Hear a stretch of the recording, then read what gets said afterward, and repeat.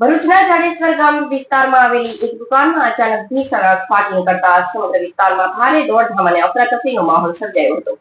દુકાનના પહેલા માળે લાગેલી આગ એટલી વિકરાળ હતી કે સ્થાનિક લોકોના જીવ તાળવે ચોંટી ગયા હતા।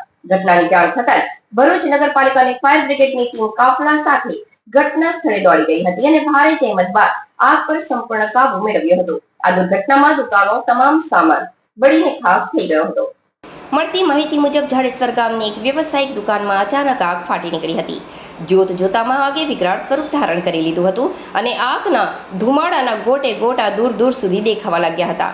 ખાસ કરીને દુકાનના પહેલા માળે લાગેલી આગને કારણે આસપાસના લોકોમાં ભારે ભયનો માહોલ જોવા મળ્યો હતો। સદનસીબે ફાયર ટીમે સમયસર કામગીરી કરતા મોટી જાનહાનિ ટળી હતી। આ ભીષણ આગની લપેટમાં આવવાને કારણે દુકાનમાં રાખેલો તમામ કિંમતી સામાન અને ફર્નિચર સંપૂર્ણપણે બળીને ખાખ થઈ ગયો હતો, જેને પગલે મોટી આર્થિક નુકસાન થવાની ભીતિ છે। જો કે આ આગ શોર્ટ સર્કિટના કારણે લાગી છે કે અન્ય કોઈ કારણોસર તેનું ચોક્કસ કારણ હજુ સુધી સામે આવ્યું નથી। આ ઘટના અંગે ભરૂચ નગરપાલિકાના ફાયર વિભાગને જાણ કરતા જ ફાયર ફાઇટરો તાત્કાલિક ઘટના સ્થળે પહોંચ્યા હતા। પાણીનો સતત મારો ચલાવીને ફાયરની ટીમે આગને વધુ ફેલાતી અટકાવી હતી અને ભારે જહેમત બાદ આગ પર કાબુ મેળવતા સ્થાનિકોએ રાહતનો શ્વાસ લીધો હતો।